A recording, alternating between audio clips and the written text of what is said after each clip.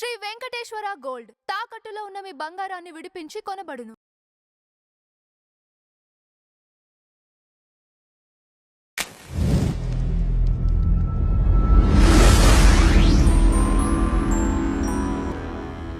Pithapuram AP రాజకీయాలకు care of address. 2024లో ఇక్కడ గెలిచింది కేవలం పవన్ కళ్యాణ్ మాత్రమే కాదు, ఒక నమ్మకం. కానీ ఇప్పుడు ఆ నమ్మకాన్ని తుంచేయడానికి సొంత గూట్లోనే కుట్రలు జరుగుతున్నాయా? కూటమి కోటను బద్దలు కొట్టడానికి వైసీపీ కోవర్ట్లు పక్కా స్కెచ్ వేశారా? ఇప్పుడు ఈ ప్రశ్నలు రాష్ట్రం మొత్తం రీసౌండ్ వస్తున్నాయి. మనం ఒక్కసారి ఫ్లాష్ బ్యాక్ లోకి వెళ్తే 2024 ఎన్నికల ముందు పిఠాపురంలో సీన్ వేరు. టీడీపీ నేత మాజీ ఎమ్మెల్యే వర్మ ఈ సీటుపై ఎన్నో ఆశలు పెట్టుకున్నారు. కానీ పొత్తు ధర్మం కోసం, రాష్ట్ర భవిష్యత్తు కోసం చంద్రబాబు చెప్పగానే తన సీటును పవన్ కళ్యాణ్ కోసం త్యాగం చేశారు. అప్పుడు ఆ ఇద్దరు నేతలు చేతులు కలిపితే కేవలం పిఠాపురమే కాదు, రాష్ట్రమంతా కూటమి ప్రభంజనం సృష్టించింది. కానీ ఇప్పుడు అసలు సినిమా మొదలైంది. అధికారం వచ్చాక ప్రోటోకాల్ సమస్యలు, క్షేత్రస్థాయిలో పనులు, కాంట్రాక్టులు, ఆధిపత్యం విషయంలో టీడీపీ జనసేన క్యాడర్ మధ్య చిన్న చిన్న గ్యాప్స్ వస్తున్నాయి. ఈ గ్యాప్ ని ఇప్పుడు వైసీపీ తనకు అనుకూలంగా మార్చుకోవాలని చూస్తోంది. ఇప్పుడు టీడీపీ ఇన్ఛార్జ్ గా ఉన్న వర్మ పాయింట్ సింపుల్. పొత్తు అంటే కేవలం సీట్లు పంచుకోవడం కాదు, ఈగోలను చంపుకోవడం. కూటమిలో ఒకరికి లాభం జరిగినప్పుడు ఇంకొకరు సంతోషించాలి, ఒకరికి కష్టం వస్తే ఇంకొకరు భుజం కాయాలి. ఎవరికైనా వ్యక్తిగతంగా కొంత నష్టం జరగొచ్చు, కానీ అది వ్యవస్థ గెలుపు కోసమైతే భరించక తప్పదు. పిఠాపురంలో వర్మ పవన్ మధ్య ఉన్న ఆ అనుబంధమే కూటమికి శ్రీరామ రక్ష అని, దాన్ని చెడగొడితే చరిత్ర క్షమించదని వర్మ అంటున్నారు. తాజాగా నియోజకవర్గంలో ఓ రచ్చ జరిగింది. ఏప్రిల్ 21న పిఠాపురంలోని పీఏడీఏ కార్యాలయంలో ఎన్యుమరేటర్లకు మొబైల్ ఫోన్లు పంపిణీ చేసేందుకు, స్వయం సహాయక సంఘాలకు చెక్కులు అందించేందుకు ఓ అధికారిక కార్యక్రమాన్ని ఏర్పాటు చేశారు. ఈ కార్యక్రమం కోసం ఏర్పాటు చేసిన ఫ్లెక్సీలో deputy CM Pawan Kalyan photo ఉంది. కానీ ముఖ్యమంత్రి చంద్రబాబు నాయుడు ఫోటో లేకపోవడాన్ని ఎస్వీఎస్ఎన్ వర్మ తీవ్రంగా అభ్యంతర పెట్టారు. ఈ విషయంలో వర్మ పీఏడీఏ అధికారులను వివరణ కోరుతుండగా, ఇటీవల వైసీపీ నుంచి జనసేనలోకి చేరిన పెండెం దొరబాబు జోక్యం చేసుకున్నారు. వర్మ అనవసరంగా రాద్ధాంతం చేస్తున్నారని ఆయన అనడంతో ఇద్దరి మధ్య తీవ్ర వాగ్వాదం జరిగి అది ఒకరినొకరు నెట్టుకునే స్థాయికి చేరింది. ఈ ఘటనపై ముఖ్యమంత్రి చంద్రబాబు నాయుడు తీవ్ర అసంతృప్తి వ్యక్తం చేశారు. ప్రోటోకాల్ ముఖ్యమైనప్పటికీ ఇలా బహిరంగంగా గొడవపడి కూటమి ప్రతిష్టను దెబ్బతీయడం సరికాదని పల్లా శ్రీనివాసరావు ద్వారా వర్మకు గట్టి సందేశం పంపారు. ఈ గొడవ వెనుక ఉన్న రాజకీయ కోణాన్ని ప్రస్తావిస్తూ వర్మ సోషల్ మీడియాలో కొన్ని కీలక ఆరోపణలు చేశారు.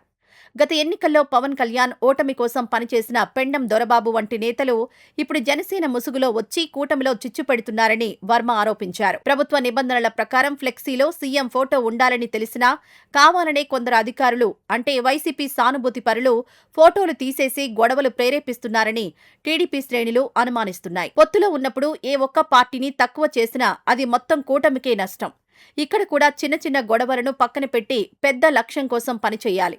అధికారిక కార్యక్రమాల్లో ప్రోటోకాల్ పాటించకుండా వివాదాలకు కారణమవుతున్న అధికారులపై ప్రభుత్వం చర్యలు తీసుకోవాలనే డిమాండ్లు సైతం ఉన్నాయి.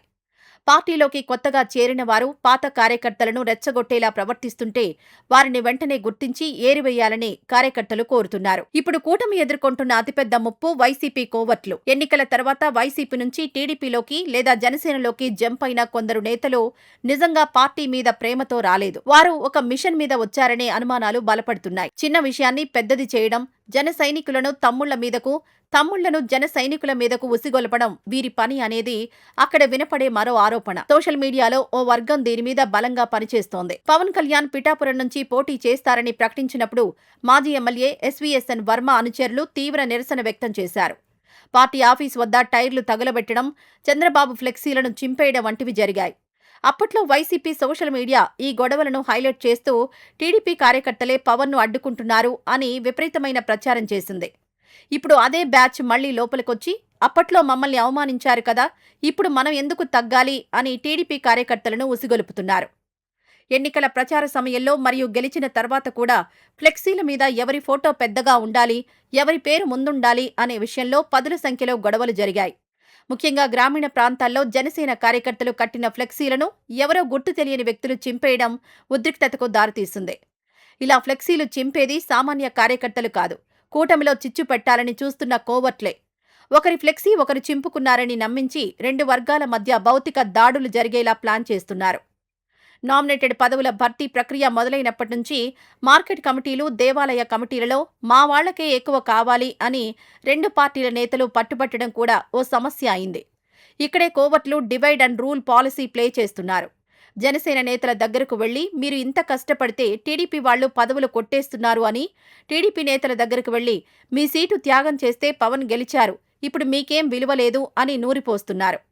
అదే టైంలో అధికారుల దగ్గర పని కోసం వెళ్లినప్పుడు మాకు ప్రాధాన్యత లేదు అని కొందరు గొడవలు సృష్టించి ఆ వీడియోలను బయటకు పంపి కూటమిలో విభేదాలున్నాయని కలరింగిస్తున్నారు.